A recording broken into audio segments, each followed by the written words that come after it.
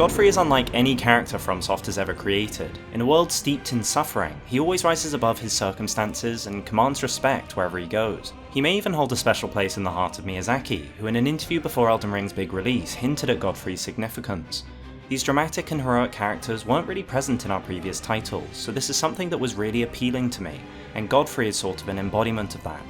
Words that resonate all the more after the revelations brought by the DLC. Godfrey's story is woven through every major faction in the Lands Between. His influence shapes the land's history itself, and even echoes the player's own journey. Godfrey's story is at the heart of Elden Ring. Compared to other protagonists, Godfrey's story is surprisingly well preserved, if you know where to look. But don't expect a short video, his lore runs deep and connects to so much. And to find the real Godfrey, we must start with the young man and his humble beginnings. Upon my name as Godfrey, the first Elden Lord.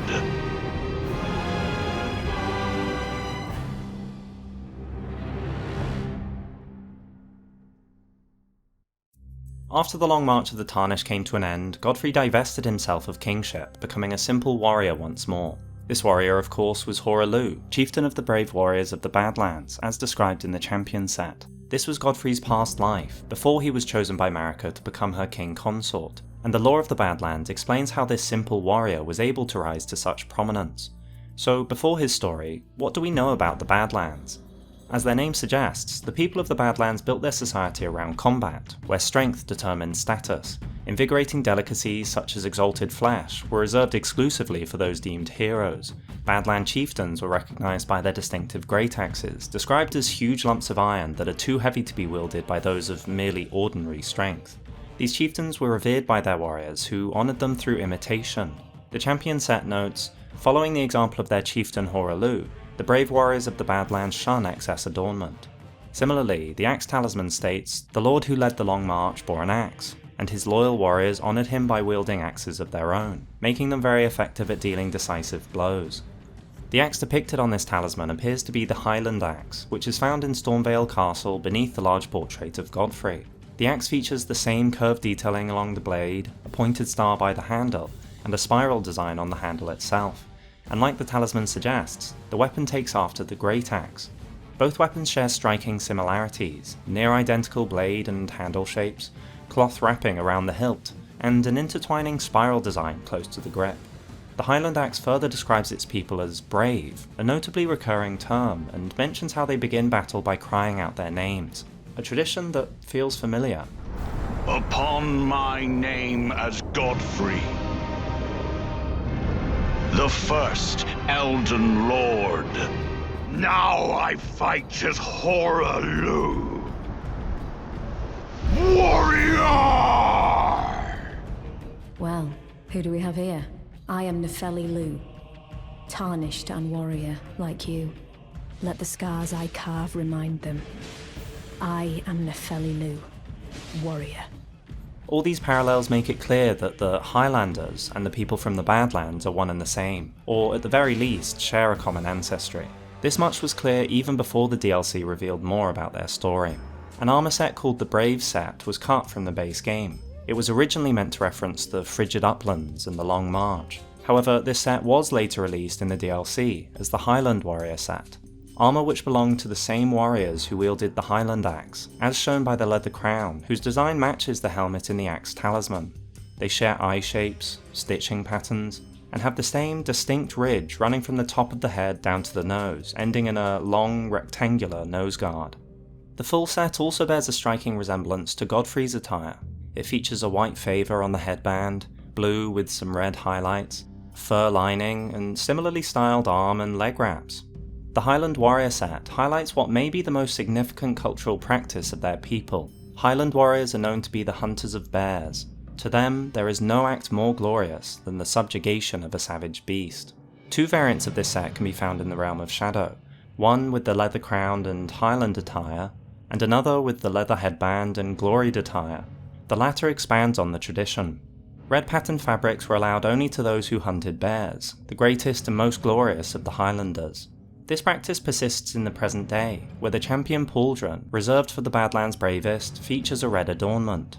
Appropriately, both Highland sets are located in forests that are inhabited by the Great Red Bears, Ralva and Rugalia. The tradition of bear hunting gave rise to what is jokingly called Bear Communion, a ritual that channels the power of a great red bear to unleash a mighty roar.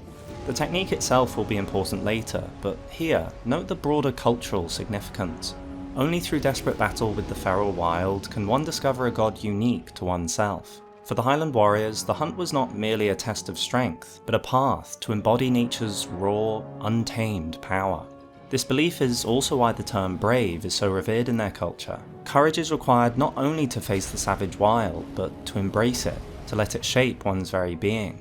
Even the famed Redmane warriors pale in comparison to this ideal, as seen in the Savage Lion's Claw Ash of War, skill of the particularly brave, even among the Redmanes.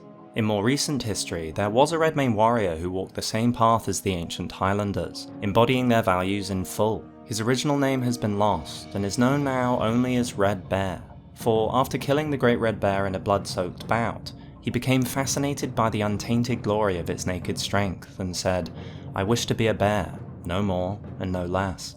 His fascination focused on untamed strength specifically, which aligns with the Highlander ideals of transformation, not adapting nature to fit human needs, but instead striving to become one with its raw, unmodified power. This concept is central to Bear Communion, which eschews alteration of the wild as described by the Red Bear's Claw, or the Pelt of Rava, which enhances Bear Communion. An idea described well in the pelt's description. This untreated hide, won at the end of a bloody bout, is just the thing to make a wild bear out of a warrior. The Roar of Rugalia is the only incantation of Bear Communion, and symbolises the ultimate goal of the Highlanders, the ability to channel the raw power of the beast. Their culture embodies this ideal, where a mastery of roars serves as a measure of status. The Highland Axe enhances roars and has Warcry as its default skill, a battle cry that rallies the spirit, increases attack power, and transforms strong attacks into charging strikes. In contrast, the Great Axe, wielded by the chieftains, comes with Barbaric Roar, described as a bestial roar. This ability not only empowers its user, but also transforms strong attacks into savage combos, which signifies the chieftain's closer connection to beasthood than warriors who use the Highland Axe. This was the culture of the Badlands, the way of the Highlanders, a martial clan that revered bravery and sought status by hunting beasts to claim their untamed, naked strength. Their hierarchy was built on bloodshed, with champions rising through the slaughter of countless foes. At the pinnacle of this savage tradition stood Hoarah Loux, a man who embodied the clan's ideals and excelled in bestial combat. It was only a matter of time until his gaze settled upon the greatest prize of all. If there was no act more glorious than subjugating a beast, then surely the Lord of Beasts offered the most glory of all. And so, Hoarah Loux set his sights on none other than Serosh himself.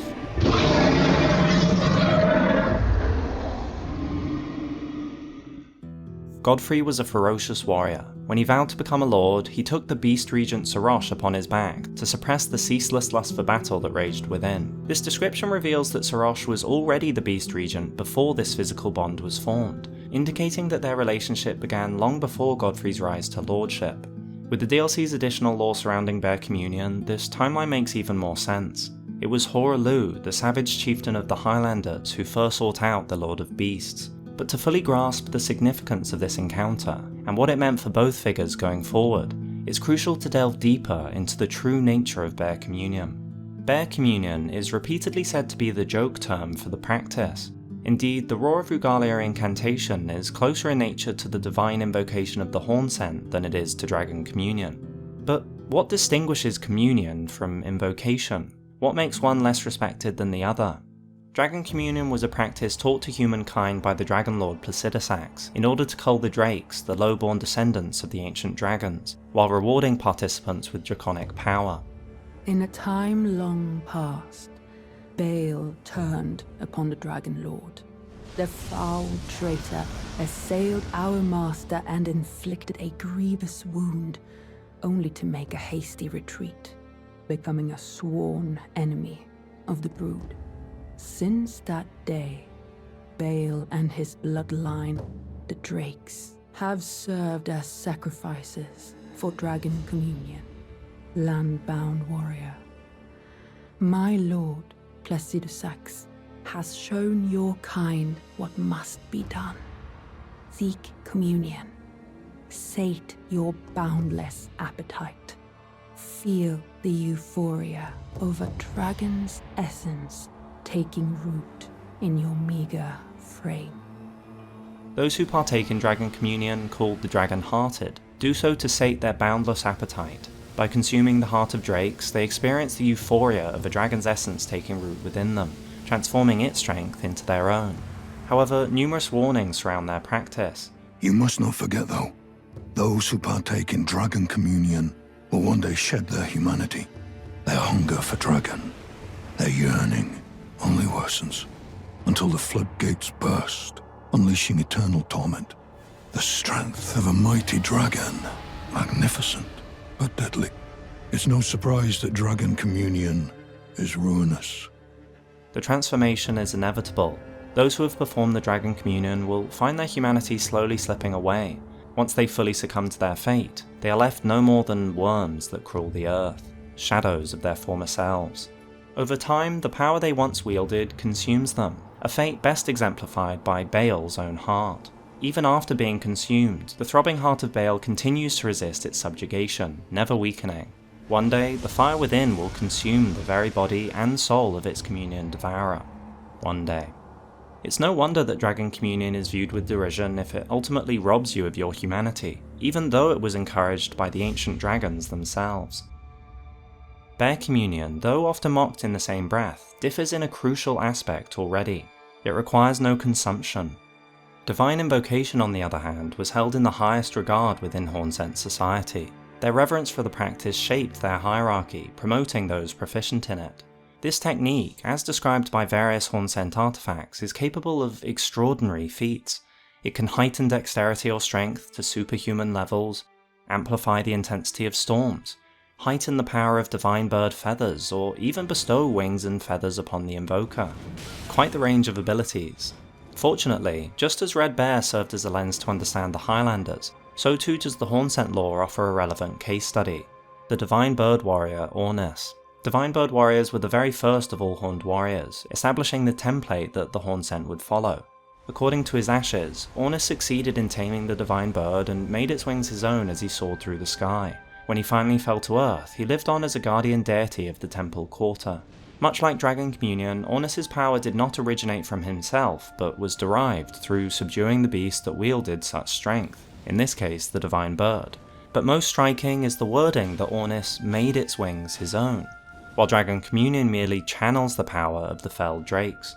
Ornis's case suggests a deeper connection, one where the beast itself is somehow channeled. Here, Bear Communion offers valuable insight into this distinction. The Highlander tradition states, "There is no act more glorious than the subjugation of a savage beast." Notably, subjugation does not necessarily mean killing. It means bringing something under control or domination, making it subordinate through conquest. This suggests that the bears and beasts of Highland lore were not simply slain, but conquered, and brought into submission to serve the warrior who bested them.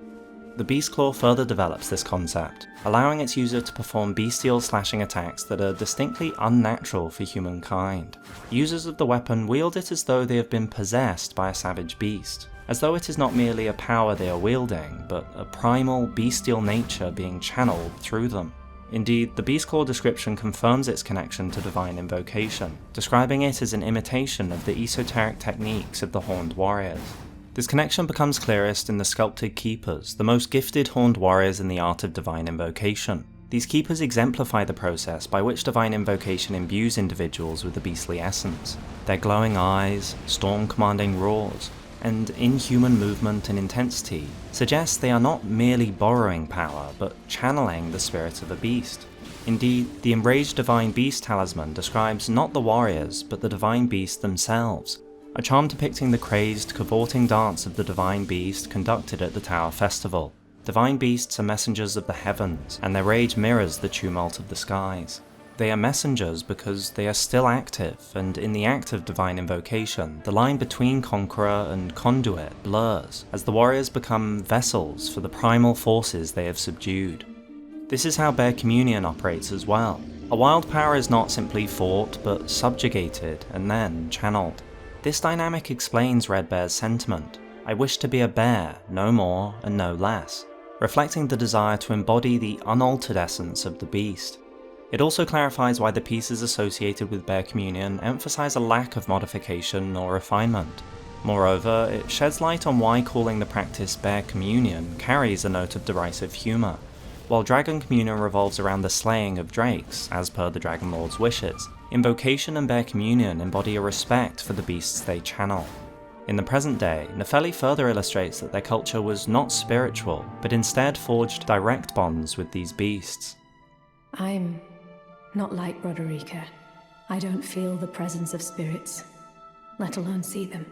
Still, this ash, it reminds me of my first hawk. Thank you. Now, with this understanding, we can return to Hoarah Loux and his fateful encounter with Serosh, Lord of Beasts. Despite all the new information about Hoarah Loux's history, we still don't know much about his first meeting with Serosh. This might be for a reason, which we'll discuss later, but after digging into his cultural background and looking at their roles in the years that followed, we can use this context to piece together a likely story of what happened between the Lord of Beasts and the Chieftain of the Badlands, though it is still just an educated guess. After all, we can't just skip an event as big as this.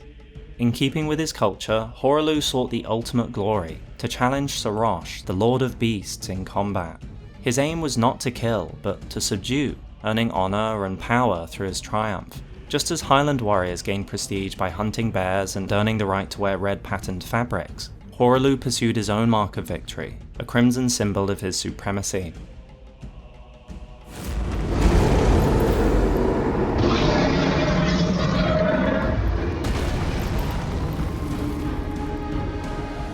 The battle must have been nothing short of sublime. A clash of unparalleled skill, power, and raw brutality. It's likely that Serosh's current condition reflects the aftermath of this monumental duel, with injuries so grievous they may have even left him blinded. Yet, in the end, the regal beast was bested by the greatest warrior the land had ever known, Hoarah Loux. True to the customs of his people, Hoarah Loux did not slay the Lord of Beasts. Instead, he honoured Serosh by appointing him as the Beast Regent, a beast whose power he could now invoke, and forged a bond that would define their shared legacy for the rest of their days, for more reasons than you might think. Hoarah Loux's alliance with the Lord of Beasts had repercussions that extended far beyond the two of them, whether or not that was the warrior's intention. The relationships between leaders invariably ripple through the political realm, shaping factions and altering the course of history. Exploring all the intricate histories and connections of these factions would make this video far longer than intended, not to mention the speculative nature of some of these topics. So to stay focused on Godfrey's story, I'll save that for future videos. However, it's important to briefly touch on the wide-reaching impact of their union, as it helps to explain why Marika would eventually choose Hoarah Loux to become her consort. You can find Serosh's influence etched across the lands in ways both grand and subtle. His presence, or designs unmistakably tied to him, can be found in many of the land's most significant locations. The most prominent example is the fortified manor, where an imposing bestial relief takes centre stage of the building which clearly preceded the surrounding architecture. This very design is confirmed to depict Serosh himself by the Golden Beast crest shield. The same relief can also be found in Stormvale Castle, lying beneath the Elden Throne itself, symbolically suggesting how Serosh's significance predates the age of the Erdtree. The Colosseums also bear Serosh's mark, alongside additional lion iconography integrated into the very architecture of the ancient arenas. Given the proximity and thematic consistency of these depictions, it's hardly a stretch to assume that the lion motifs also honour Serosh, or at the very least relate to him in some way. Stone lion heads adorn torch stands found in the prison town of Mount Gelmir, in Farum Azula, as well as in areas dedicated to Dragon Communion, such as the cathedral in Caelid, the church in Limgrave, or even in the Realm of Shadow. Finally, there's the Hornsent, whose city is adorned with lion statues throughout. Though these must be in homage to the divine beasts, the thematic relations are undeniable. The Lion Guardians are likely related to Serosh too, but given they are often paired with Radahn's army, whose image takes after Godfrey and Serosh, their placement may be a later affair. Serosh can therefore be confidently tied to ancient Leyndell, the dragons, the beastmen, the ancient Gelmir society, the Hawks, the Hornsent, and importantly, the Banished Knights, who are curiously associated with nearly all of these locations. In fact, there is another thread that links many of these places, the recurring depiction of what appears to be a world tree, predating the Erdtree's current design in Leyndell. This tree depiction is also found in various locales that relate to the Banished Knights, such as Redmane Castle or on Divine Bridges. But even after all this, it's only natural to question how Serosh, the Lord of Beasts, could hold such far-reaching influence across the realm. And the answer lies in understanding what the role of beasts are in the world of Elden Ring. Have you noticed that there is an underlying pattern to how beasts are portrayed? Because it's not their savagery. Beasts are suggested to have been granted intelligence, and with it, a unique role in the hierarchy of the lands.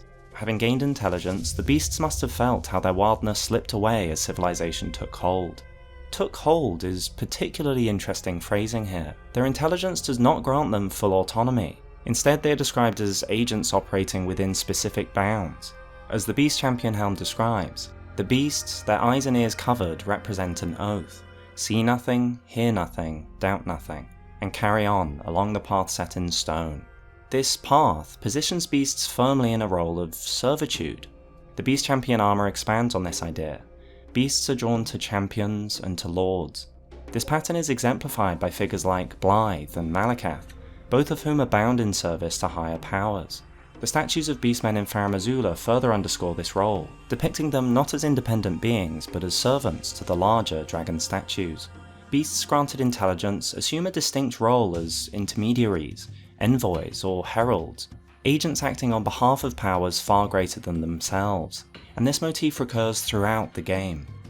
Divine beasts are messengers of the heavens, and their rage mirrors the tumult of the skies, of which storms are the pinnacle. The Elden Beast was the vassal beast of the Greater Will, and living incarnation of the concept of order. The Twin Bird is said to be an envoy of an outer god. These ruins are guarded by chosen beastmen, who wield weapons clad in lightning, the weapon of the ancient dragons. Some beasts are sacred, specifically designated to represent divine or otherworldly forces. The wolf is the beast of the Carian Royal Covenant, a symbol of the moon's pride that none can forget. The role of beasts is distinct from that of humanity. It's clear the beastmen possess knowledge beyond human ken. Even the envoys, whose nature remains ambiguous, align more closely with beasts than humanity. The Oracle Envoy Ashes describe them as a monstrous band of musicians who employ sacred arts, while their horns are instruments that cannot be sounded by a mere human. Indeed, the Envoy crown adds a cryptic note. No one knows what the cloth hides, but some claim to have heard a faint whimpering from inside. Marika herself relied on the two fingers, described as Enya as envoys to the Greater Will, and Meta, who once received signs from the Greater Will from beyond the microcosm, not to mention the unique role beasts carry out as shadows of Empyreans. The natural servitude of beasts explains how the art of bare communion and of divine invocation could emerge in the first place. The inherent tendency towards service explains why these powerful creatures can be subdued and channeled, rather than simply fighting to the death like truly wild beasts. The relationship between Ornis and the Divine Bird, for example, illustrates this well. He was able to tame the beast and make its wings his own because, at its core, the Divine Bird was fulfilling a role of servitude, granting its power not to a predator, but to a worthy master. And this is also how Ornis lost this power in later years. Perhaps he no longer deserved the Divine Bird's loyalty. And since the relationship is an ongoing dynamic, the bestowed power can be removed just as it was granted. Given this broad role of beasts in Elden Ring, it's no surprise that their influence extends across so many independent societies. So whether or not Hoarah Loux was looking for such social standing, Serosh's position as the Lord of Beasts ended up launching him into power and prestige, while also underscoring his unparalleled strength in taming the mightiest of beasts. Together, they embodied the pinnacle of might and mastery, and held a status that likely resonated far and wide. Today, Serosh and Godfrey are so naturally paired together that it can be hard to picture the beginning of their union, and how it changed how they were seen by the land around them. Sadly, much of their shared legacy has been obscured since the rise of the Erdtree, and Hoarah Loux's transformation into Godfrey, but if you look closely, there are some echoes that we can see today of the reverence they garnered from their union. For instance, the Hornsent may have modelled their warrior armour after Hoarah Loux himself. The ochre fabric is draped over a chest piece made to resemble the unclothed form of a hero from older times. Bird warriors are specifically described as wearing golden armour, so this bare-chested design aligns most closely with Hoarah Loux. The beastmen of Farum Azula in later years extended their remarkable smithing expertise, described as being beyond human ken, to craft Godfrey's iconic axe. This can be seen through the intricate detailing on the weapon, which directly parallels the craftsmanship of the beastman's cleaver. Interestingly, this same detailing is present on the Stormhawk axe, wielded in the present day by Nepheli Loux, and Nepheli's unique relationship with the Stormhawk King, earning its trust where others could not, further demonstrates the enduring respect the Hawks hold for her lineage, as well as between Hawks and Farum Azula right to the present day. Crucially, there were the Banished Knights, whose legacy is intertwined with the Hawks, Farum Azula, and beyond, as shown by not just their placement in the present, but also in the Japanese, where the descriptions for Engval and Oleg spirit summons describe them as wings of the Storm Lord. Then, on looking beneath their helmets, it's possible these soldiers could even be Draconians. Not to mention their similarities with the Hornsent, from spirit summoning to their skillful command of the elements, storm, ice, and lightning. Whatever the history, their prominence at the fortified manor underscores not only their respect for Serosh, but suggests they may even have served him, and thus Hoarah Loux, directly. After forming his alliance with Serosh, Hoarah Loux embraced his newfound station and established his seat within Serosh's castle, the fortified manor that would in later years become enveloped by modern Leyendell. Here, he ruled with camaraderie and equality, treating his soldiers as brothers in arms in a manner reminiscent of King Arthur's Round Table. This type of leadership as an equal built loyalty and respect, strengthening his reputation not just as a conqueror but as a unifying force. He chose to act according to his principles, unaffected by his rise in influence. It was a quality he would carry with him for the rest of his life. The most powerful warrior in the lands between, stationed in a strategic stronghold and commanding legions of skilled soldiers and formidable allies, Hoarah Loux was a figure of unparalleled might and influence. With all this firmly established, it's no surprise that Marika sought him as her consort during her ascent to godhood. Who wouldn't want him? This context also sheds light on Miriel's confusion regarding Radagon's later appointment as the second Elden Lord. Radagon left Rennala to return to the Erdtree capital, taking the title of second Elden Lord. The mystery endures to this day. Why a mere champion would be chosen for the seat of Elden Lord?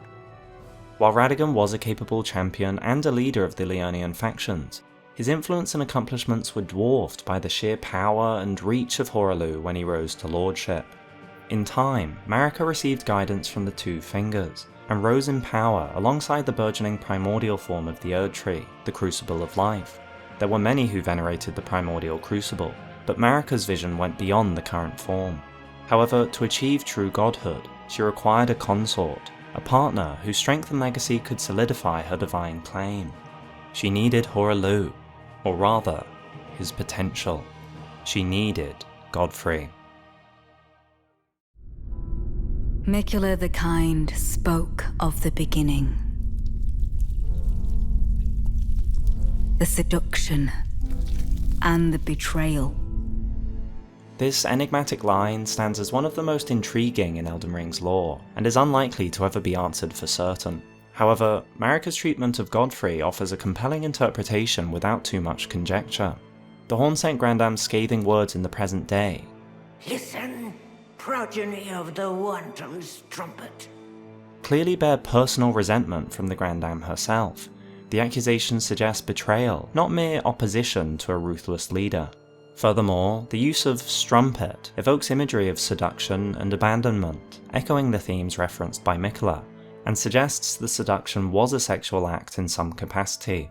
And there are only two known partners in Marika's history, Godfrey and Radagon. Even ignoring Radagon's true relationship to Marika, he still bears no apparent ties to the Hornsent, whereas we know that Hoarah Loux alongside Serosh once stood as an emblem of power and inspiration to their people. When Hoarah Loux subjugated Serosh, their partnership did more than unite warrior and beast. It legitimized Hoarah Loux through Serosh's ancient, royal, and widely respected lineage. Once mocked for practices like bare communion, Hoarah Loux gained respect and recognition from factions like the Hornsent and even the Dragons. Fittingly, this tradition of taming beasts continued through the generations of his lineage and culture, and his offspring chose to imitate the act which brought their father such success. We'll look at that later. But what about Marika? Why would a god resort to seduction and betrayal unless she wasn't all-powerful yet? Instead, she sought someone that provided what she lacked, and Hoarah Loux was a perfect choice for Marika for three key reasons. First, his unmatched battle prowess. If Marika's ambition from the beginning was to bring the entire realm under her control, having a consort renowned as the greatest warrior of the age was invaluable. Second, his political influence via Serosh. Hoarah Loux's alliance with Serosh brought not only personal prestige but also political capital. By aligning herself with them, Marika gained crucial diplomatic inroads in a land that otherwise resisted the rise of the Erdtree. And third, to legitimize herself. Marika was not born into status or influence. The shaman people, who were at the time more numerous, were abused by the Hornsent in their jar rituals that aimed to create something better, a saint. Perhaps Marika was a successful product of this process, but even then, it's hardly likely something like that would propel her into a station of respect, rather that she could now serve the Hornsent society in some manner. Even if the Two Fingers proclaimed her the Chosen One, this was the beginning of the faith, and its influence would have been limited in a land filled with so many other religions. Marika's partnership with Hoarah Loux wasn't just a matter of convenience, it was a necessity. By seducing him, she was transformed from a figure of promise into a force the Lands Between could not ignore. Not unlike how Hoarah Loux rose in prominence from unifying with Serosh. How exactly Marika seduced Hoarah Loux, we can leave to the imagination. But judging by everything he's done since, she certainly did a damn good job. With all that said, Hoarah Loux's history still posed a barrier to lordship. The ruler's mask defines the ideal qualities of a lord.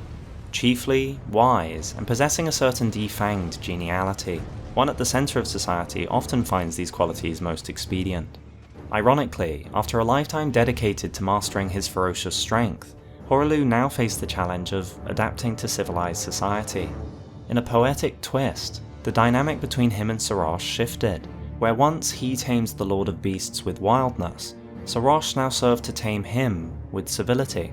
After all, the Beast Champion armor's cape is blue, symbolizing the intelligence, thoughtfulness, and understanding of society, as we've looked at in our colour theory video, that beasts were blessed with. Setting aside his savage past, Hoarah Loux took on the name of Godfrey, marking his transformation as he prepared to ascend as Marika's chosen lord, illustrating his complete devotion to her. His new set, that still bears a strong resemblance to the Highlanders, emphasizes blue, which, as the ruler's robe says, serves to prove its wearer's status. Curiously, when he vowed to become a lord, he took the Beast Regent Serosh upon his back to suppress the ceaseless lust for battle that raged within. This act served multiple purposes. It marked a shift in allegiance. Serosh could no longer remain an invoked force for Hoarah Loux, as divine invocation causes the blessing of the Erdtree to become nauseating, reducing the restorative effect of sacred tears. As the figurehead of the Erdtree's might, Godfrey could not continue the practice that weakened the Erdtree's blessing. It would undermine the very foundation of Marika's religion. Yet, loyal to a fault, he refused to sever his bond with Serosh. So he carried the Beast Regent with him, becoming one, both to symbolize their partnership as well as to temper the warrior's wild impulses without needing invocation. The Beastmen of Farum Azula, whose craftsmanship surpassed human ken, honoured this transformation by forging Godfrey a weapon that reflected his dual nature. An axe, of course, adorned with beastly intelligence that symbolised the melding of savage strength and regal control. Its skill, Regal Roar, embodies this union, a refinement of barbaric roar, a mark of Highland warriors, and regal beast claw, the skill found on the beast claw great hammer, which represents Serosh's intelligence through the 5 beastly claws. This weapon is symbolic of Godfrey's vow to conduct himself as a lord. Godfrey's coronation was a pledge to channel his unparalleled ferocity into the dignified strength of a ruler. But beyond the symbolic weight for Godfrey himself, the event carried profound significance for the Lands Between. It marked a pivotal union between the Erdtree and a host of other factions. Such a momentous occasion would surely have been celebrated or honoured, yet no clear record of it survives, an absence that's quite telling. It suggests that the true origins of their rise were deliberately obscured, and thus strengthens the notion that Godfrey and Serosh legitimised Marika's claim to rule. The barbaric roots of Hoarah Loux and the shamanic beginnings of Marika were buried beneath the polished veneer of subsequent ages, a calculated erasure to ensure their reign would remain unquestioned. That's not to say there's nothing we can theorise about, and we can't just brush past what might be the most important moment in Godfrey's life for all the change it did. In the northernmost point of the Realm of Shadow stands one of the most enigmatic structures in all of Elden Ring. A monumental tower that rivals even the height of Aniralim's Divine Gate. This tower is unnamed and unreferenced in any known lore, yet it holds a wealth of implications for us lore enthusiasts. We've delved into this mystery in a previous video, which you can find in the description below. Since that exploration, my thoughts have evolved, so let's revisit some key points, focusing specifically on Godfrey, as this mysterious structure may in fact shed light on an important time in his past. The key lies in the tower's architecture, which intriguingly matches the nearby specimen storehouse but not the rest of the Shadowkeep. The keep itself features two distinct architectural styles, the storehouse central tower and the fortifications surrounding them. The Nameless Tower shares the same arch and floral detailing as the storehouse, which in turn shares some spiral motifs with the Aniralim. Notably, a spiral sigil appears in the rafters of the storehouse, a design found elsewhere only on Messmer's Seal of Grace, his gauntlets, and his heraldic crest, which combines the spiral with his fire sigil. This crest is prominently displayed across the keep's fortifications, but not the storehouse, and is likely a product of heraldic impalement, a practice that combines the heraldry of two separate groups to symbolise alliances, relationships, or inheritances. Thus, there was some union between the construction of the unnamed tower in the specimen storehouse and the rest of the Shadowkeep. While Messmer's role warrants deeper discussion shortly, these architectural connections and heraldic designs strongly suggest that the Nameless Tower is a triumphal or honorary arch that commemorates a significant and likely non-martial union. The Alchemist released a fantastic video diving into the history of triumphal arches, linked in the description. In it, he examines the world's most famous triumphal arch, the Arc de Triomphe, in Paris, and recounts the daring tale of the only aviator to ever fly through it, on August 7th, 1919. The pilot's name was Charles Godfrey, though some sources say Charles Godefroy, a name naturally derived from Godfrey. Either way, it seems Godfrey might have been involved in this union. The final piece of this puzzle lies in the structure adjacent to the tower, the Erdtree Chalice. Its proximity suggests a connection to the tower, but its named significance, while the tower itself remains unnamed, implies that the chalice was central to the event being honoured, with the tower serving as a monument to it. Historically, the chalice once collected the sap of the Erdtree, which strongly suggests that the event it commemorates was a union tied to the Erdtree itself.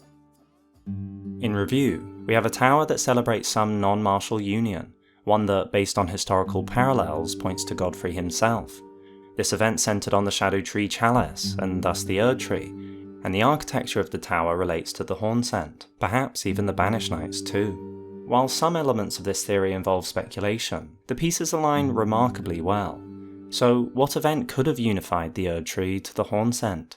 This location was likely where Godfrey's union with Marika was publicly formed, perhaps even his coronation, a turning point in history, erasing Hoarah Loux's barbaric past and potentially obscuring Marika's shamanic roots, as they began their reign at the heart of the Erdtree faction. Godfrey pledged his loyalty by, fittingly, partaking in a ceremony of the Erdtree's sap, a scene referenced by the Talisman of Lord's bestowal.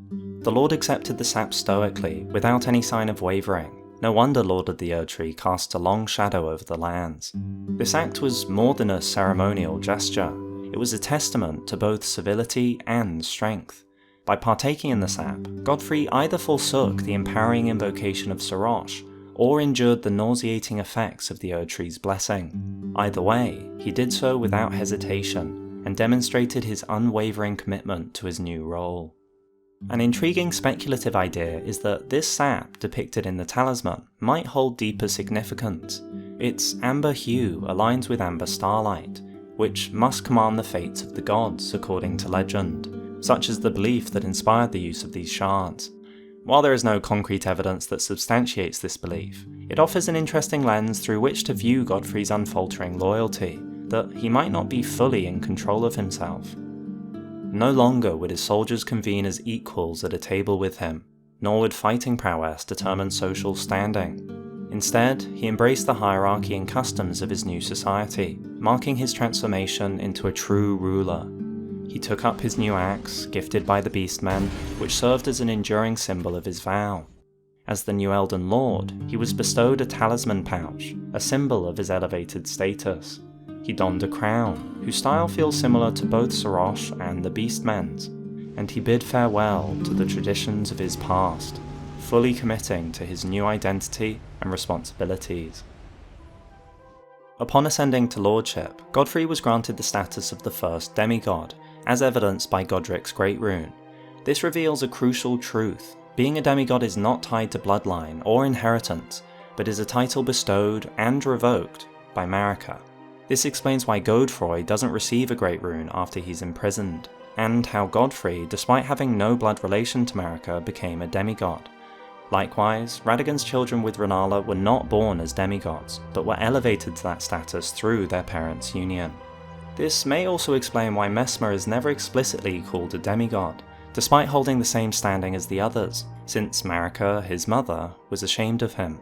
Given his red hair and the echoes of Radagon's theme in his soundtrack, it's likely his father was Radagon, just like the twin prodigies. However, Messmer was born long before them, such that he was able to lead the crusade against the Hornsent, a war that took place before Miquella or Melania were even born.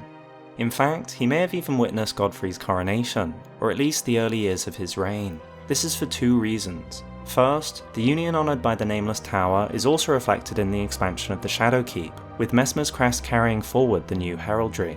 After all, the tower and the specimen storehouse were built in the same style. And second, there's strong evidence that Godfrey himself played a role in training part of Messmer's army. Messmer's soldiers, as described in the Soldier Ashes, were part of the ignoble penal battalion. They were dishonourable, unlawful men who were likely forced into service or granted a second chance through combat. As such, they would have needed training. The Shadowkeep is adorned with countless spears, suggesting most were trained by Messmer himself.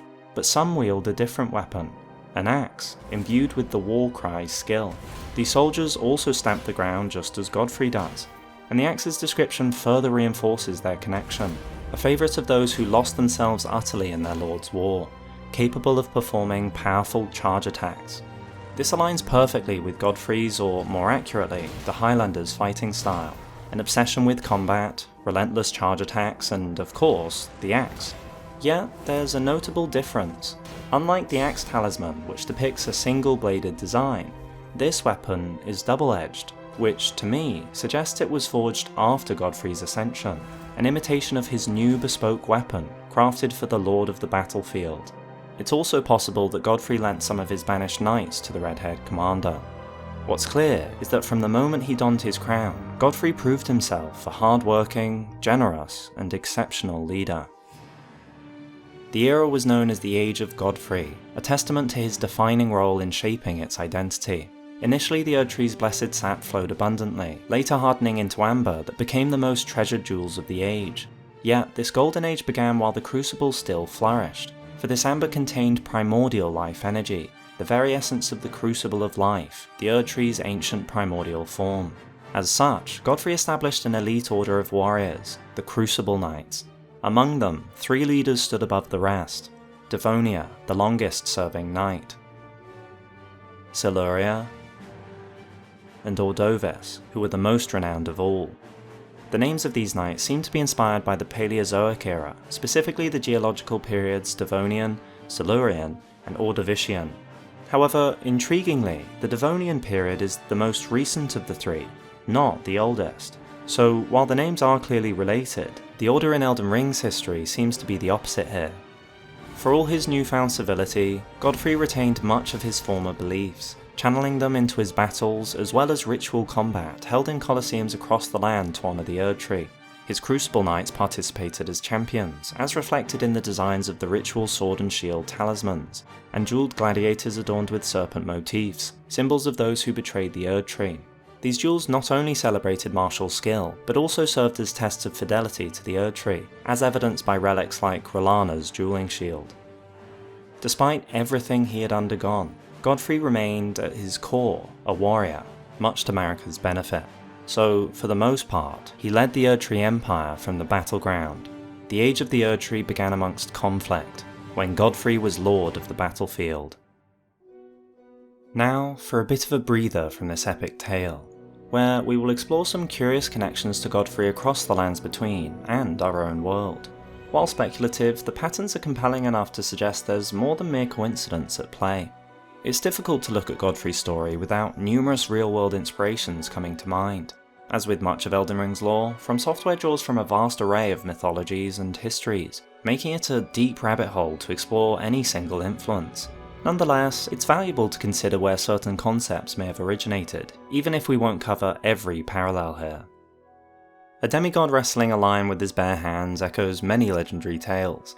There's Heracles, a demigod and a mighty warrior who slays the Nemean lion as his first labour. On victory, he wears the lion skin as a symbol of his strength and as protection for his future endeavours. There's Samson from the Bible, who is imbued with the spirit of a lord to successfully defeat a lion with his bare hands during his travel. Another likely influence is A Song of Ice and Fire. George R.R. Martin's work often explores similar themes, and his contribution to Elden Ring may have shaped Godfrey's lineage in ways reminiscent of House Lannister. Their house animal is a lion, their motto is "Hear me roar," and their crest bears a striking resemblance to that of the Golden Lineage. Godfrey's themes also align with Norse mythology, potentially drawing from Odin or Thor.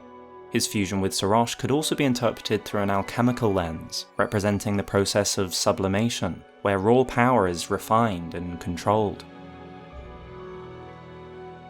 Then there's the clear Arthurian inspiration. Godfrey's Round Table Hold echoes King Arthur's legendary council, where knights gathered as equals, setting aside their weapons to speak freely. The Elden Lord's Golden Crusade too mirrors the religious crusades of history in both purpose and consequence. Of course, these are just some of the possible influences. I'd love to hear what inspirations you see in Godfrey's lore, and which you think are the most significant. Let me know in the comments. Now, returning to some intriguing connections within the game itself, and armed with the lore insights we've uncovered so far, let's take a look at a wider range of factions. You might be surprised just how many distant cultures seem to trace some ancestry, whether literal or symbolic, back to Godfrey. First is Cayden, a faction whose armour was once the best match for the Axe Talisman before the DLC. Remove the chainmail from their helmet, and their design shares the key features previously highlighted on the leather crown, albeit in different materials. And the parallels to Godfrey don't stop there. Their homeland, described as a home settlement, mirrors the terminology of the Highlanders' origins. Like the Highlanders, they wear beast pelts, specifically snow wolves, and exude a rugged, primal strength. The Cayden Sellsword Ashes describe them as a horse-riding folk, which could be a modern echo of bestial subjugation. They enhance their strength with war cries, and are famed for their battle prowess. There can be no doubt that the Cayden at least take inspiration from Godfrey. The only peculiarity is their weapon, a curved greatsword, not an axe. Yet, even here, the dismounter's description bridges the gap, saying it combines the blade of a scimitar with the heft of a hatchet, essentially an axe by another name. That's not to say the curved sword aspect isn't important, because, curiously, the connection between Godfrey and curved swords doesn't end there. The Horned Warriors, who likely imitate Hoarah Loux with their bare-chested armour, also wield curved swords. Furthermore, the two-handed talisman, which would naturally fit the Highlander fighting style, actually depicts a Horned Warrior, and even more strangely, they're holding the dismounter, just like the Cayden. This is clear from the distinctive hilt, the cloth wrapped around the base of the blade, and how the blade widens. Then there is Godfrey's own axe, forged by the incredible skill of the Beastmen, who themselves use, once again, a curved greatsword. The Knights of Zamor, allied to Godfrey during the Fire Giant War, also share this preference for curved blades. They hail from the wintry north like the Cayden, and wear armour in a similar style. Their ruins are home to Stormhawks, only otherwise found at Stormvale or Farum Azula, and they use the power of the Ice Storm too, which all further connects them to Godfrey. Then there is General Radahn, who holds reverence for Godfrey perhaps above all others. From his youngest years, Radahn was naturally captivated by the Lord of the Battlefield. This is why he and his entire army bear motifs styled after the Golden Lion, to symbolise Godfrey and Serosh. I was born a champion's cub, now I am the Lord of the Battlefield's lion. And yet, Radahn wields curved greatswords, rather than axes. This could bring to mind his Alabaster Lord tutor, who taught the demigod gravity magic. However, it's actually the Onyx Lords who wield curved greatswords.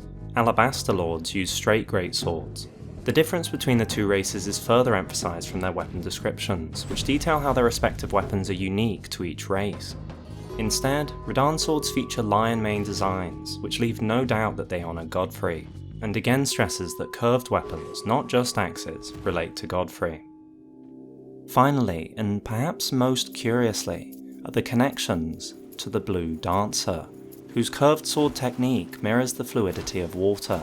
There are 3 items which reference the legend, found in Stormvale Castle, a cave in Limgrave, and the consecrated snowfields. Limgrave and Stormvale naturally associate with Godfrey, but even the last is thematically fitting in the wintry north. The Realm of Shadow revealed that these warriors descend from the Dancers of Renar, whose techniques actually blended water-like fluidity with explosive flammable oils. To see the passion fade is to see the dancer's flame extinguished.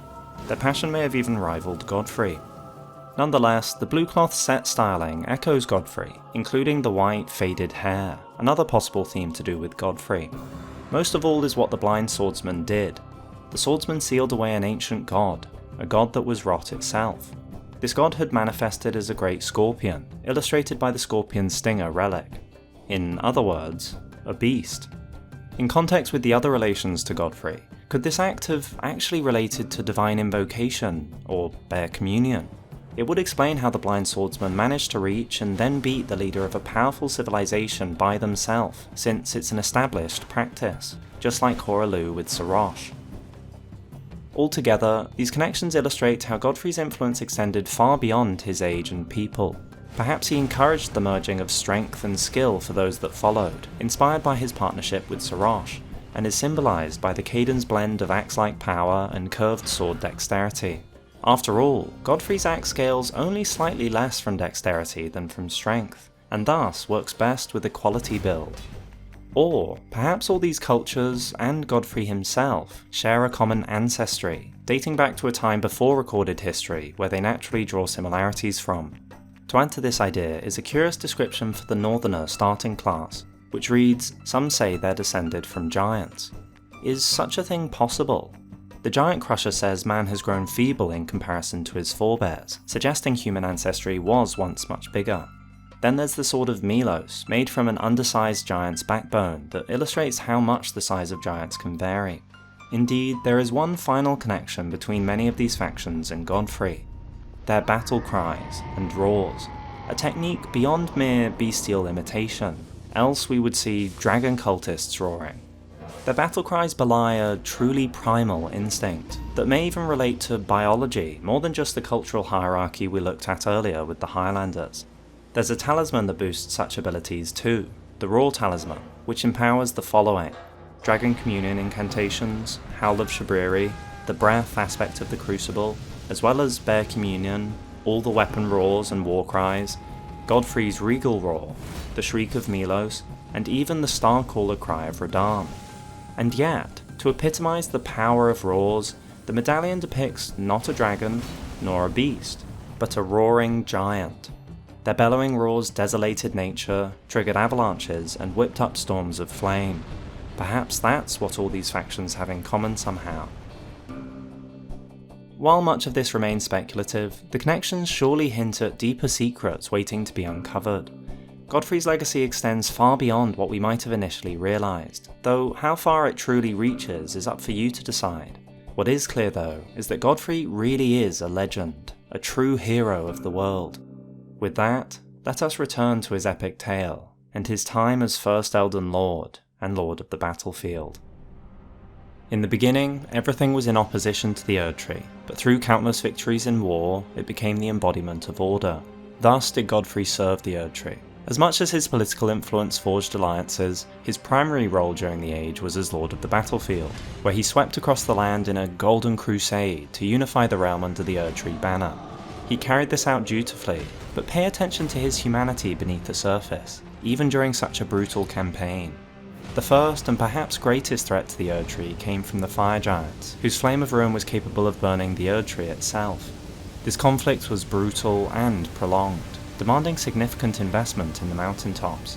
The Erdtree's forces carved winding paths in the cliff walls, built fortifications like the Guardian's garrison, and even established churches to support their campaign. Godfrey commanded a diverse army in this war. In addition to his Golden Warriors, his forces likely included Crucible Knights, Zamor Knights, Fire Monks, Thorn Sorcerers, perfumers, and trolls, and perhaps even figures like Messmer or Radagon. While leading such a varied group might have been a challenge for lesser commanders, Godfrey's charisma and leadership unified them into a force capable of overwhelming even the mighty fire giants. And so, under his command, the Erdtree faction claimed their first decisive victory. However, the aftermath of this war reveals a striking divergence in values. Godfrey, who adhered to a strict code of honour, was known to accept the surrender of his enemies, and during his reign he incorporated them into the Erdtree's fold, illustrated best by the Tarnished.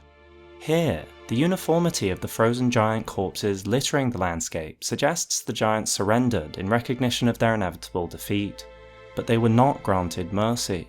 Instead, they were brutally executed en masse using Thorn Sorcery, a technique also seen at the Thorn Sorcerer camps in Liurnia. This act is starkly at odds with Godfrey's principles, who would have respected their surrender, and aligns far more with Marika's ruthless pragmatism, especially towards those who posed a direct threat to her rule. And, as is her signature by this point, the land was forbidden, hiding the past from the world. Following the war, the Crusade turned against fellow men. Though much of the history surrounding these battles has been obscured by time, the path of Godfrey's conquests can still be traced. Since Godfrey waged war on behalf of Queen Marika, the conquered lands were not adorned with statues of him, but with statues of Marika.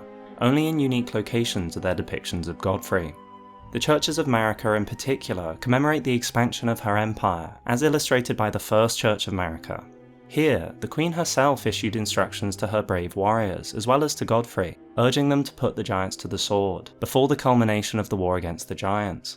In this way, the churches mark not just the geographical expansion of the Erdtree Empire, but the chronological progression of Godfrey's crusade. In total, there are 4 churches of Marika. The first church of Marika is located in the mountaintops of the giants. The second church lies in the western Altus Plateau. The third church stands at the border between Limgrave and Caelid, while the fourth church can be found in the west of the Weeping Peninsula. Together, these churches map the path of Godfrey's campaign, which swept from north to south. This path suggests that Godfrey's journey would have taken him through Liurnia, situated between the second and third church.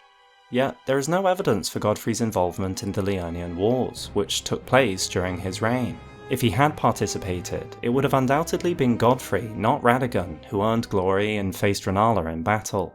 He couldn't have moved through the region peacefully before Liurnia was conquered, nor would he have waited while his armies fought to travel past later. Instead, these churches hint that the geographical landscape during Godfrey's time differed significantly from the present day.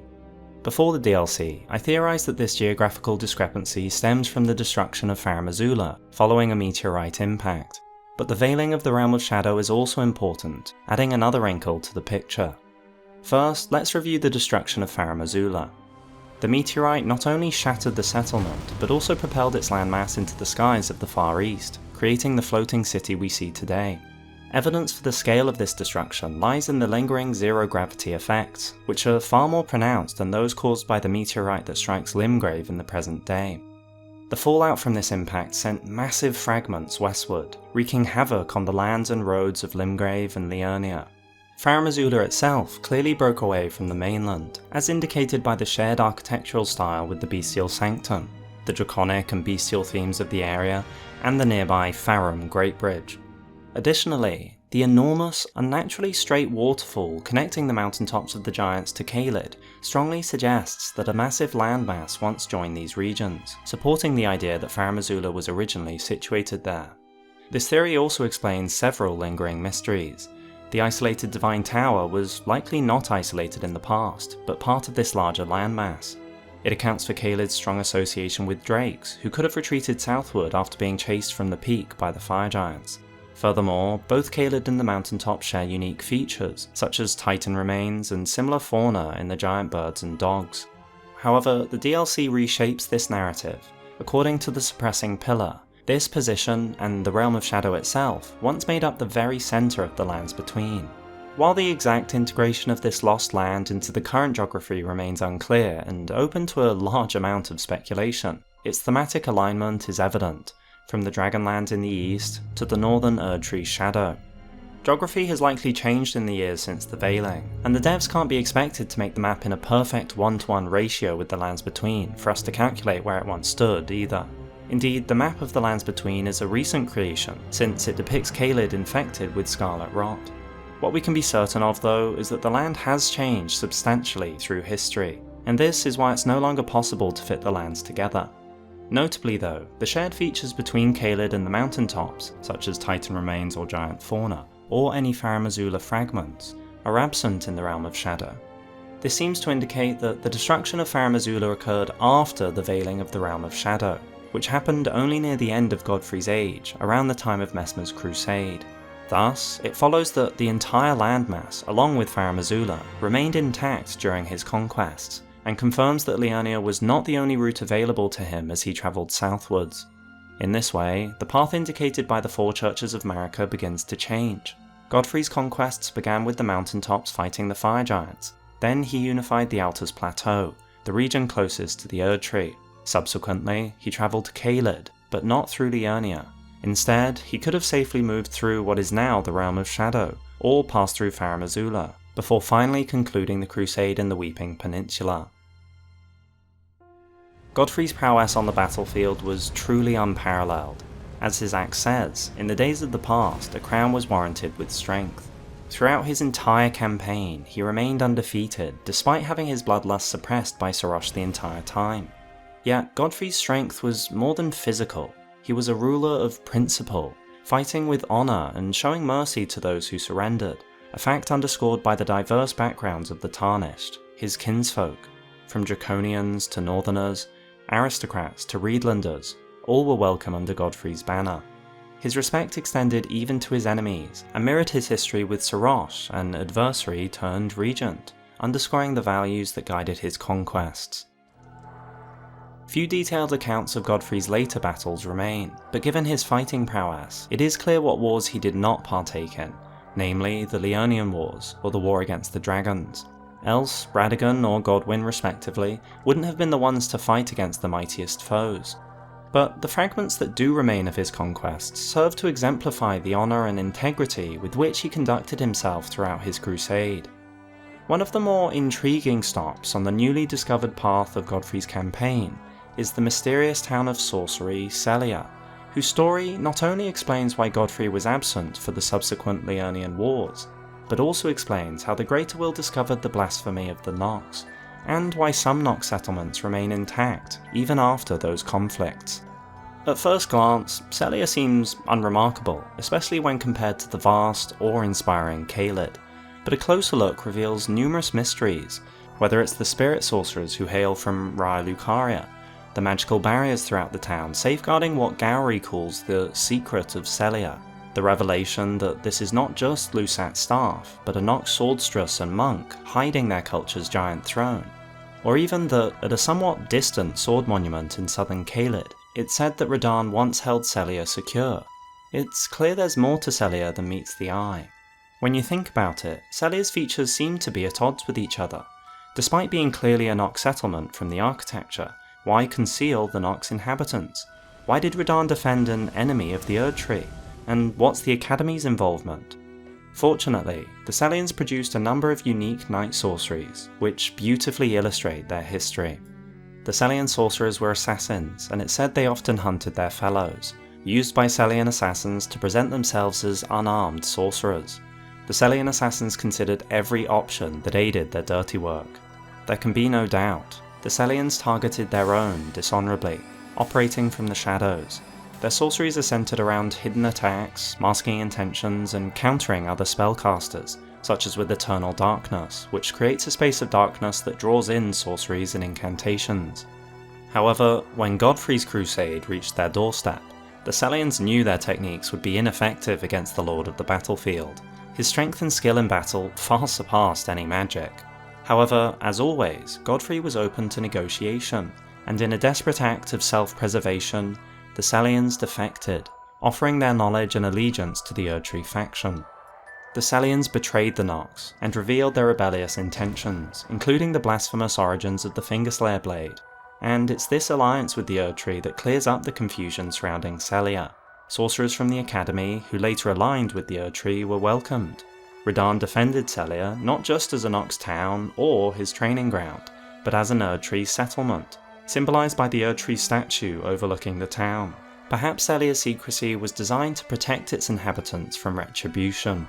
The Sellian betrayal exposed the plans of the Nox and explains Godfrey's absence from the Liurnian Wars. Upon learning of the Fingerslayer Blade, the Greater Will couldn't afford to wait for Godfrey to reach Liurnia, and instead dispatched troops stationed in the Outers Plateau. This surprise attack caught the Nox off guard, allowing Radagon to rise in prominence. Had Godfrey been present, the Nox might have been eradicated like so many other cultures. Instead, the First Liurnian War ended with the Nox retreating underground. Unable to be tracked, they were banished from the surface, and their blasphemous legacy was erased from history. With the Nox subdued, the Erdtree's forces immediately turned their attention to the Carians and the Academy to prevent any retaliation. This is why Godfrey was absent from both conflicts, but if you're interested in more details, I recommend checking out our timeline video which goes further into the subject. The next known encounter is mentioned only once in the description of the Elden Lord set, where it states that Godfrey faced the Storm Lord alone.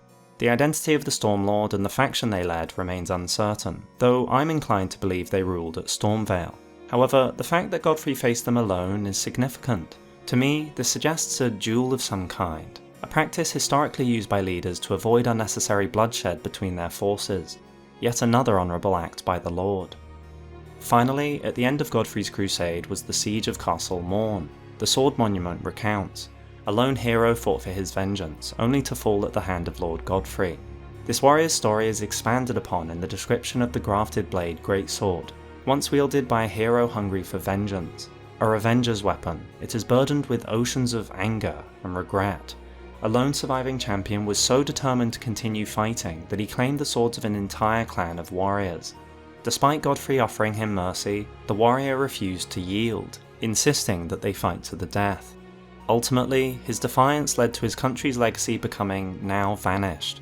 Such stories were likely common during the Golden Crusades, as the memory of many cultures was lost. Yet, this warrior's weapon tells a deeper tale. Its hilt has since been adorned with the golden icon of Godfrey and Serosh, which signifies the respect Godfrey held even for fallen enemies. The weapon is treasured, as evidenced by Castellan Edgar's desperate attempts to reclaim it from the rebellious Misbegotten. Godfrey's respect for his adversaries extended beyond the battlefield, ensuring that even those who fell to his strength were granted honourable deaths and enduring legacies. It's no wonder that so many diverse peoples rallied behind him. Beyond his unparalleled strength, Godfrey inspired loyalty through his unwavering sense of honour and the consistency with which he carried himself. His legacy as a leader was not just defined by his conquests, but also by the respect he commanded. Yet, Godfrey's legacy was not defined by conquest alone. Amid an age of endless warfare, he left another enduring mark upon the world in his family. For while he was the first Elden Lord, he was also a father, and the story of his children would come to shape the fate of the lands between in ways no one could have foreseen. Godfrey's family became known as the Golden Lineage. Despite their vastly different stories, each member in their own way reflects Godfrey's enduring influence, as well as the steadfast guidance of the now aged counsellor Serosh to the present day. Where the journeys of most other demigods has them defecting from their parents' values, Godfrey's children all seem to take after their father in their own ways. Though we can't know what Godfrey was like as a father, I think this is a meaningful pattern, indicating that he took his role as a father seriously, and in all likelihood treated his children with kindness and respect, just like he did with everyone else. Of all his offspring, Godwyn the Golden may have once stood as the epitome of a worthy heir. His personal guard mirrored the Lord of the Battlefield by wielding golden axes, and donned armour that proudly displayed their civilization's heritage, adorned with an antiquated depiction of the Erdtree. Indeed, their loyalty was rewarded with the largest variety of the most precious jewels of the era. Godwyn was also a formidable warrior, and he demonstrated his prowess during the assault on Leyendell by the mighty ancient dragons, where the demigod successfully defended the capital by defeating the dread ancient dragon Fortisax, the mightiest Boulder Stone. But more than that, he then somehow befriended his fallen foe, which in turn gave rise to the ancient dragon cult in the capital, a sect where humans were taught to harness lightning, the ultimate weapon of the ancient dragons. Does this story not feel familiar? Like father, like son? Godwyn with Fortisax in many ways mirrors Godfrey's own journey with Serosh. It also suggests that the techniques taught within the dragon cult may share origins with divine invocation or bear communion. Godwyn took after his father in another way as well, his charisma. His personal guard were high-ranking members in the cult, who use incantations taught only to the most accomplished members. But more than that, famously there is one other event for which Godwyn is remembered, the Night of the Black Knives, where he became the first demigod to die, slain in soul alone, while his body remained corrupted by the impure death. This impurity spread through the land, and ultimately served as the catalyst that drove Marika to the brink and brought about the Shattering. And yet, despite the disgrace and humiliation of this unnatural fate, his knights remained completely loyal. Much like the Tarnished who followed Godfrey into banishment, Godwyn's personal guard refused to abandon their leader.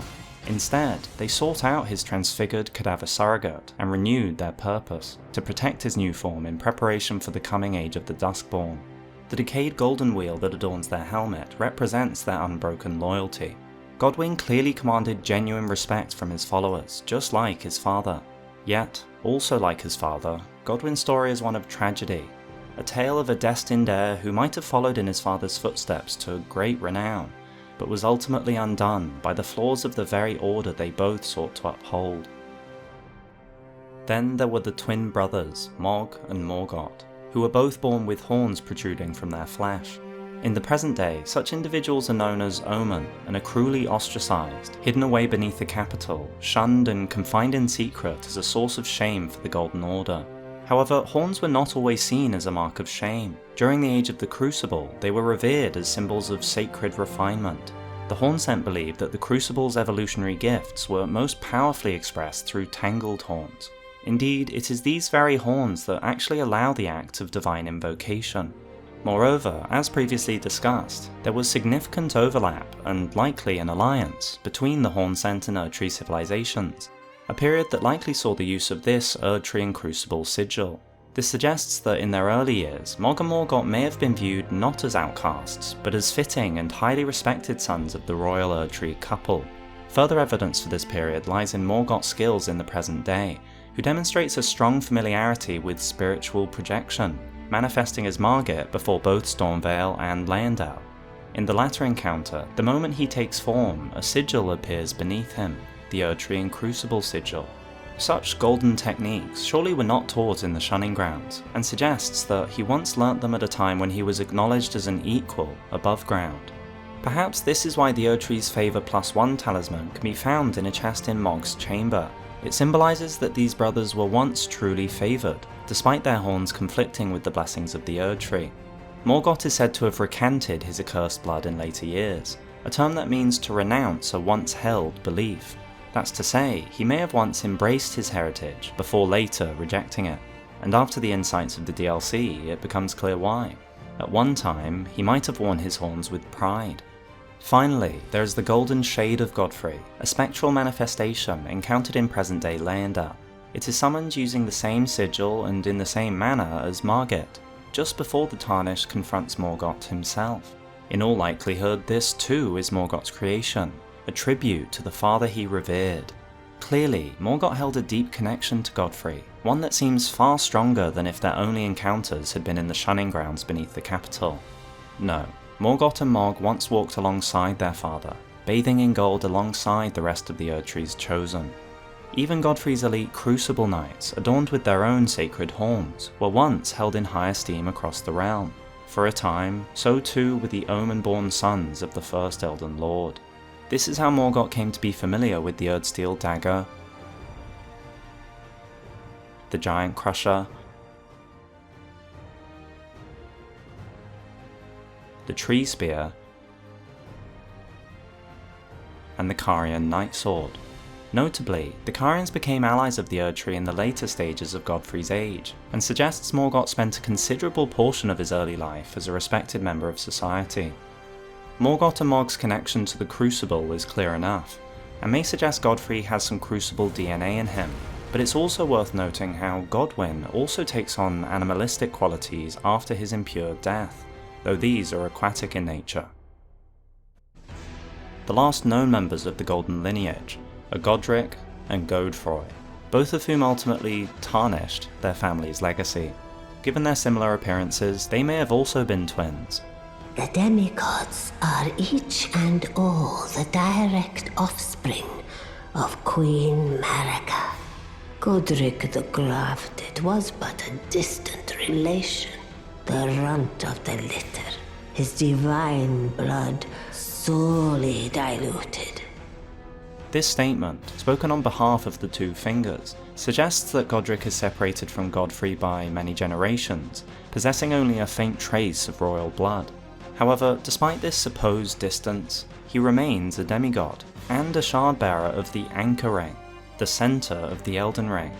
If his connection to Godfrey were purely a matter of lineage, surely there would be countless others with an equal claim to demigodhood. Indeed, while there have been unnamed demigods even in the present day, the numbers simply don't add up, especially given that demigod status in Erdtree society was granted by position, not merely by bloodline. Instead, it is far more likely that Godrick's own actions distanced himself from his royal heritage. His obsession with grafting, a grotesque attempt to force strength upon himself, was not just a mark of desperation, but a betrayal of the very legacy he sought to embody.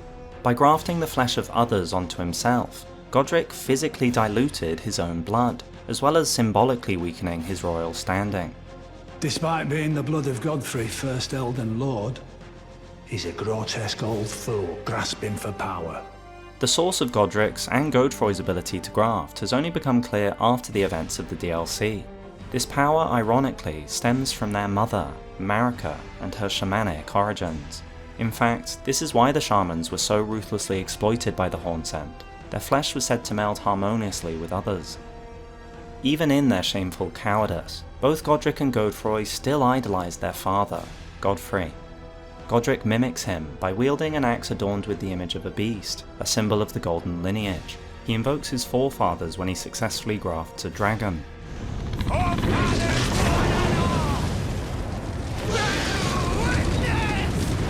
And then, if he defeats the player, he even speaks to Godfrey himself.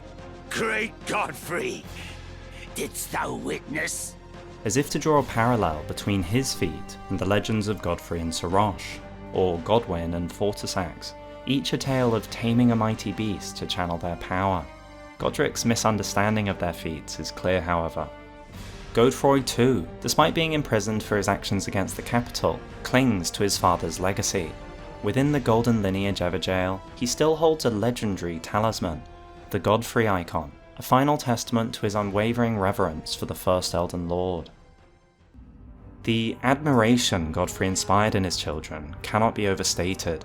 Even Radahn, who was not yet a demigod, developed a deep love for the warrior and shaped his entire career in Godfrey's image. Godfrey's unwavering respect for all, his children, his peers, and his soldiers, cemented his legendary status throughout the age. Yet, for all his strength and honour, not all would return that respect, least of all his queen, Marika. My lord, and thy warriors, I divest each of thee of thy grace. With thine eyes dimmed, ye will be driven from the lands between. Ye will wage war in a land afar, where ye will live and die. Famously, after Godfrey's martial prowess had served its purpose, Marika stripped him of the Erdtree's blessing and banished him, along with his golden army, from the lands between. Her true intentions remain unknown, but her next instruction suggests she either had a long-term plan or at least a contingency for the future. Then, after thy death, I will give back what I once claimed, return to the lands between, wage war, and brandish the Elden Ring, grow strong in the face of death. Whatever Marika's ultimate designs were, she did not share them with Godfrey beforehand. Perhaps she only formulated them at the last moment. A clue to this possibility lies in a unique tower in the Weeping Peninsula, the very place where Godfrey's campaign ended, and where the Tarnished departed from the lands between. This lone tower is called the Tower of Return. At its peak sits a unique chest, and when opened, it transports the individual all the way back to the capital, Leyndell. Nonetheless, Godfrey conducted himself calmly, and graciously accepted this order without complaint. What is clear is that Godfrey and his army were deliberately singled out by Marika. His children, after all, retained their grace. This wasn't some natural event, it was a calculated move, a necessary step for the next phase of the Erdtree Empire. With that in mind, and with our understanding of their history, I think we can speculate on her true motivations with some confidence. The very qualities that made Godfrey an irreplaceable leader now made him an obstacle.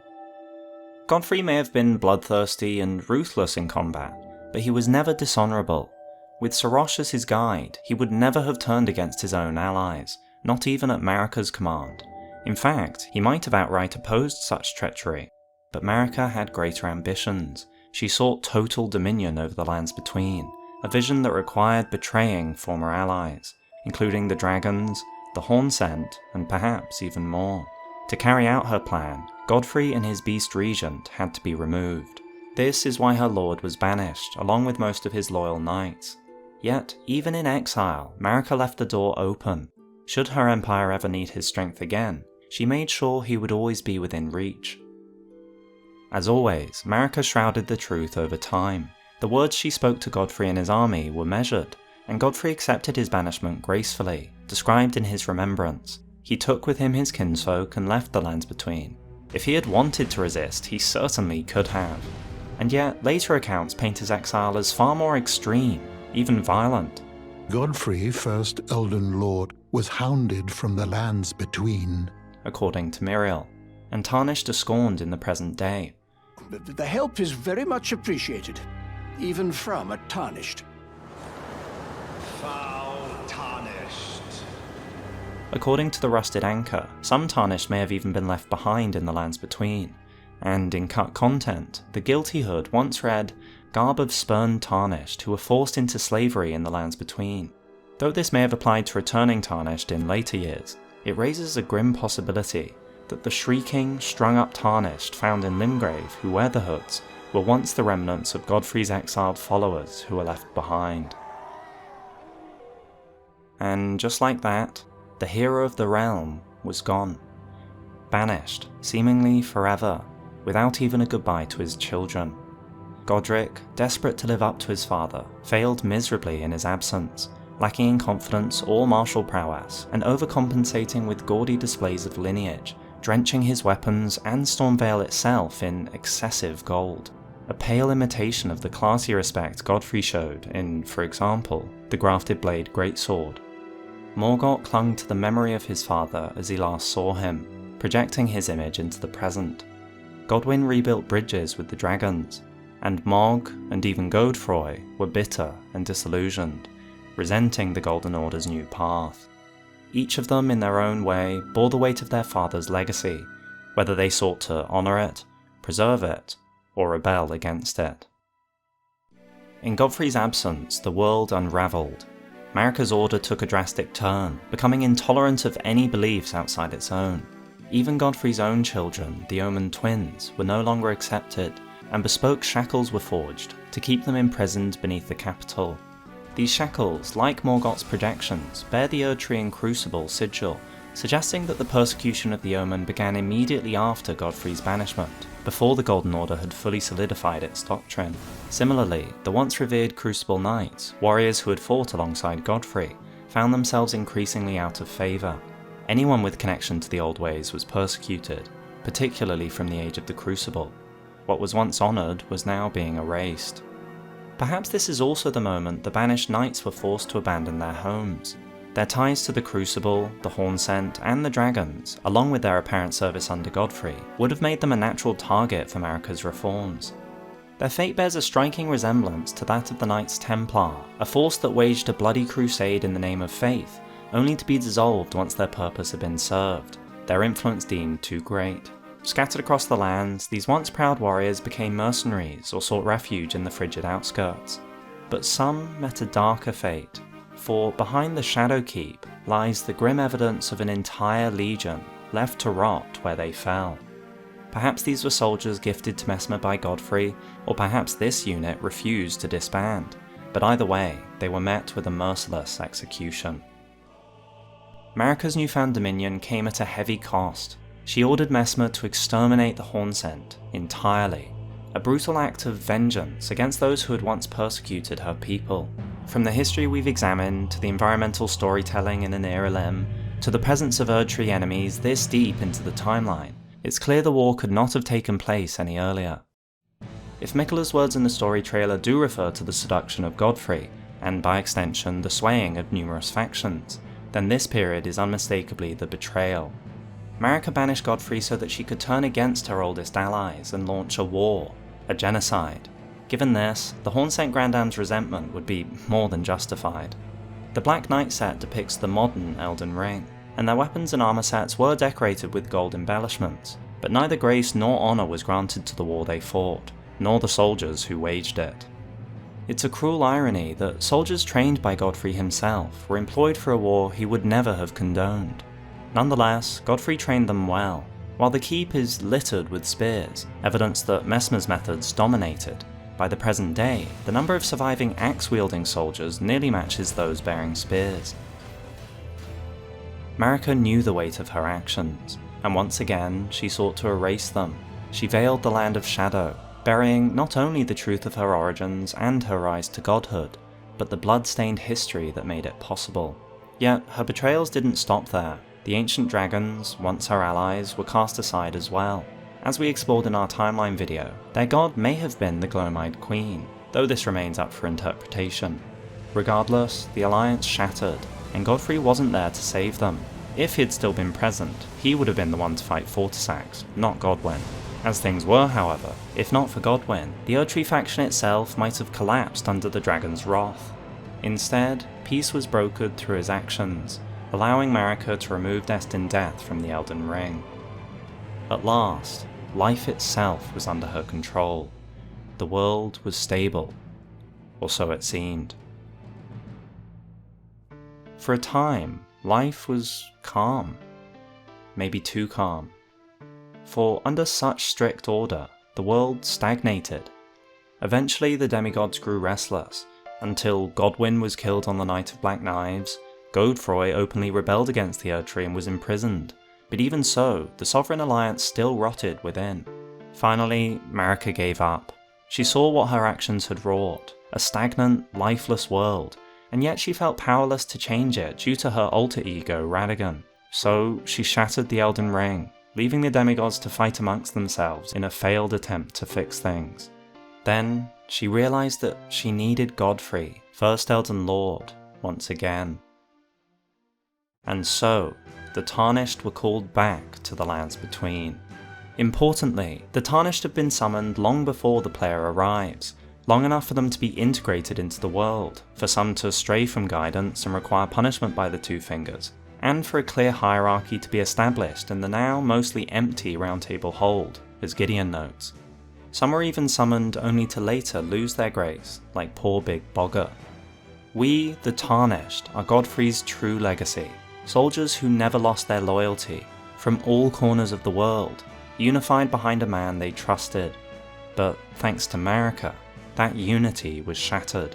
In a desperate final move, grace was granted to each Tarnished, one by one, to compete for the chance to rise to lordship and fix the realm. And so it was that Godfrey, with Serosh at his side, returned to the Lands Between. During his time outside the Lands Between, Godfrey followed Marika's commands on what was called the Long March. As instructed, he waged war in a land afar, so fiercely in fact that Godfrey broke his axe, despite its incredible workmanship. Finally, he died, strung up on a tree alongside Serosh, gruesomely impaled by all sorts of weapons, all just as Marika had planned. Whether Godfrey ever questioned his queen is unclear, for if he did, he never acted upon it. I wonder if Marika's command for Godfrey and his soldiers to die was part of a deeper plan, more than just to have them grow stronger. With them dead, they could no longer learn of her treachery in the Lands Between, but they were also unable to turn their battle prowess to other ends, or be recruited elsewhere. In this way, they were either removed from the picture for good, or bound to return only through her power, by the grace of the Erdtree. This grace is what makes the Tarnished come back to life, again and again, as long as Marika and her order see a purpose for them. Miyazaki once explained this himself. The immortality of the Tarnished stems from the power of the guidance of grace. This is basically the start of the game. I guess the guidance doesn't want the player character to be freed from this cycle. And so, Godfrey and Serosh are revived, an act that underscores how they've essentially become one since his coronation. He returns to the Lands Between and sees the broken world he left behind. But more than that, he arrives even after the player's own journey, shown by a spirit who only appears in the Erdtree Sanctuary once the tree has been burnt, and says, "He has returned. The Lord has returned at long last, our very first Lord, to brandish the Elden Ring once more." Godfrey's return to the Lands Between is later than the player character, who by this time has already continued past the capital, to the mountaintops and even through Farum Azula. As such, the Lord sees the aftermath of not just the shattering, but of the player's actions too. Perhaps he finds Godrick's corpse at Stormvale. Perhaps he wonders where Godwyn is, unable to connect his son to the walking skeletons he passes. Then he arrives at Leyendell, the Golden Capital, which hasn't just fallen to ruin, but now sits beneath a burning Erdtree. The city is covered in ash, nearly unrecognisable. His thoughts immediately turn to his omen children. Perhaps their persecution was so swift that even he knew of the shunning grounds, because there's something curious within the Ashen capital. The original entrance to the sewers is now blocked, but the player can still reach the shunning grounds. Over on a street that hasn't yet been covered by ash, a manhole cover sits ajar.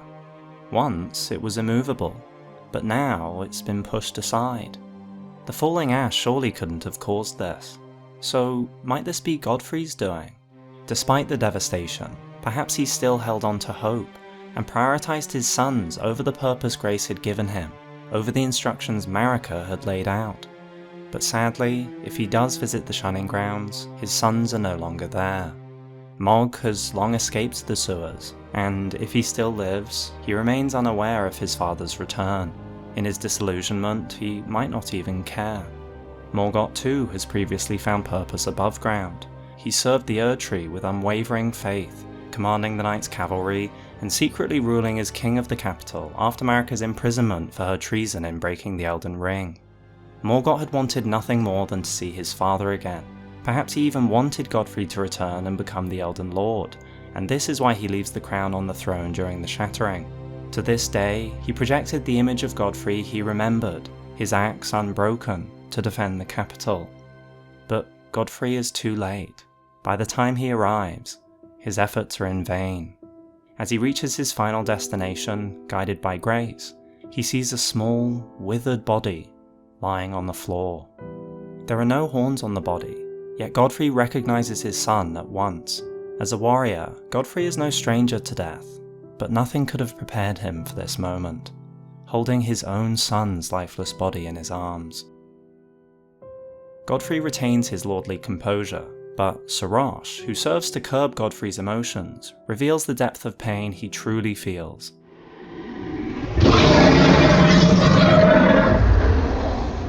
He doesn't even get to say a proper goodbye. Just as he greets Morgott, something happens to the body. After a lifetime of suffering, and after an age of rejection by the Erdtree, Morgott is finally accepted and fades into the Erdtree's grace, which may only be possible because his body is no longer covered in horns. But is this really mercy? Personally, I find it one of the most cold and even cruel moments in the game. Morgott's body lay beneath the Erdtree for a long time, suffering in death well before Godfrey even arrived. The Erdtree's blessing could have been granted at any time, but it was only when Godfrey appeared, giving him mere seconds to process everything, that it was bestowed upon his son. And as if this wasn't enough, Morgott's grace is used as a tool to instruct Godfrey onwards, using Morgott once again as a means to an end. This grace does not point to the Erdtree either, it points towards the player. There can be only one Lord. Yet Godfrey remains respectful, as always. He likely knows that we're the ones who killed his son, but he understands our position and respects us as a fellow warrior. True to his origins, he announces himself and his intentions, setting the stage for one of the most memorable battles in From Software history. Upon my name as Godfrey, the first Elden Lord. Beyond being an incredible fight, this encounter is packed with lore. Godfrey fights with honour, engaging in a true one-on-one duel. He begins by advancing slowly, measured in his approach. His techniques combine masterful axe work with raw bestial strength, rending the ground or sending shockwaves across the arena. Did you know there are also 2 NPCs you can summon for this fight? There is Hoarah Loux, whose lineage both past and future is clearly tied to Godfrey, and, interestingly, Shabriri. That's right, after taking control of Yura's body, Shabriri himself can stand against Godfrey. Even now, in the wake of the Shattering, Godfrey remains the greatest obstacle to the total collapse of the realm and the embrace of chaos. Most telling of all, though, is how his fighting style unravels as he's worn down. At first he is calm, and if he defeats you, he grants respect, saying, "Tarnished warrior, 'twas nobly fought." But as the battle wears on, his restraint slips. He roars, slams his feet into the ground with greater force, and tears the earth into the air, until finally...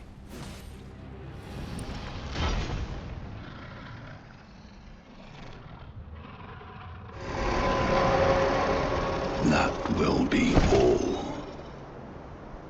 Thou didst me good service, Serosh.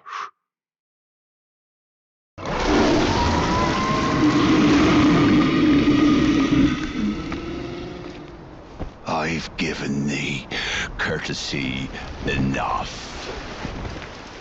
Here we encounter a curious dilemma.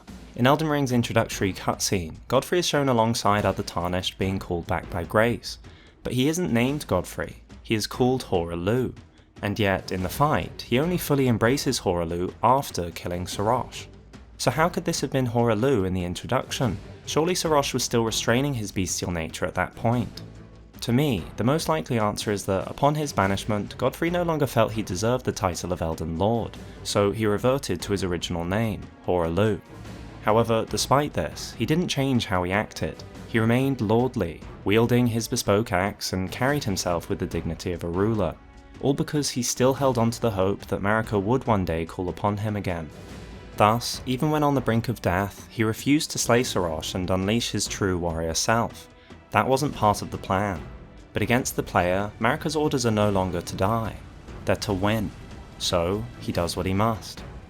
Perhaps he kills Serosh simply to remove his restraint, to finally unleash his full fury. But perhaps it was something more. Could this be tied to Bare Communion one final time? Either way, with the DLC's revelations, Serosh's execution now makes far more sense than before, where it once seemed, at best, confusing. The second phase finally reveals who Godfrey once was.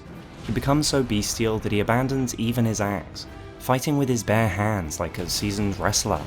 His attacks are brutal and relentless, yet unmistakably refined, honed through years of dedicated training. No wonder he defeated the Lord of Beasts all those years ago. A crown is warranted with strength. Now as Hoarah Loux, his fighting style embodies the very essence of what his culture revered, the Beast. He mirrors Gurranq and the Beastmen, their raw power capable of rending stone.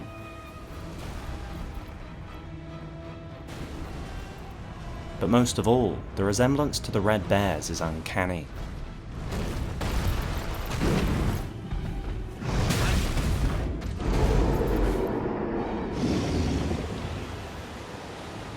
The soundtrack for this fight is phenomenal. Lofty and regal, powerful and confident. The male chorus carries a marching quality, punctuated by commanding drums, evoking the image of Godfrey as a warlord, leading his soldiers into battle. The rhythm even matches the pacing of the fight, emphasizing the weight behind each swing of his axe. In contrast, the music for Morgott's apparition of Godfrey carries a more religious, almost holy tone, despite sharing the same melody.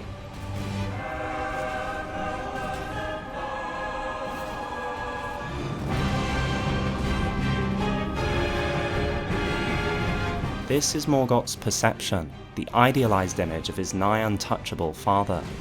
But in this fight, the music is grounded and overwhelming.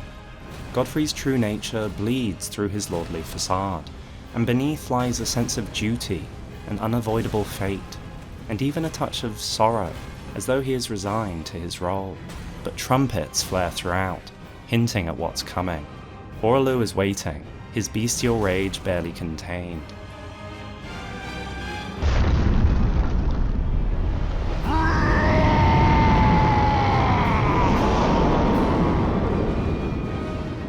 Then the second phase begins.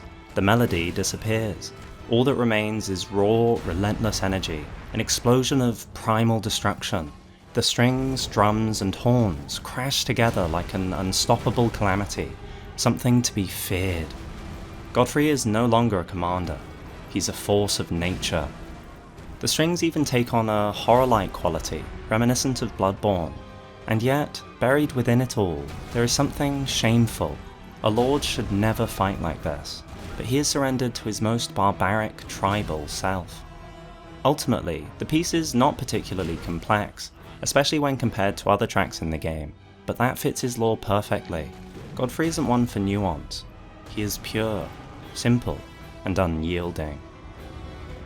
Godfrey is the final test before the Erdtree, a battle between two humans for the fate of the world, but also a fight between a soldier and their former commander. It is a story both grand and deeply personal.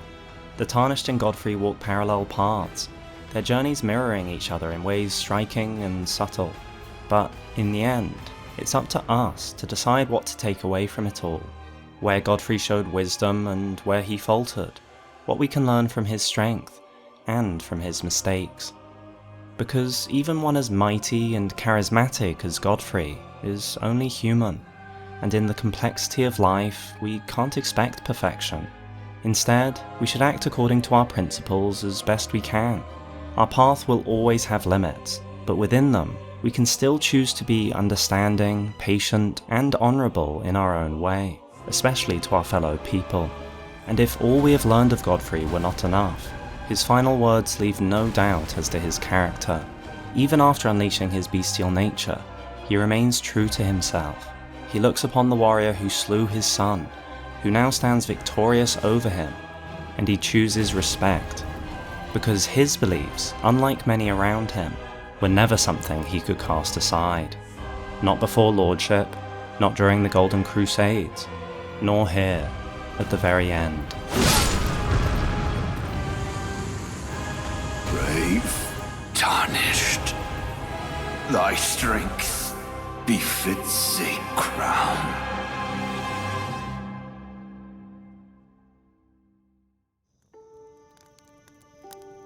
If you made it this far, consider supporting the channel and get early access to upcoming releases, feature your own theories on the channel, or even get access to new Lore Before Bed videos ad-free for less than $1.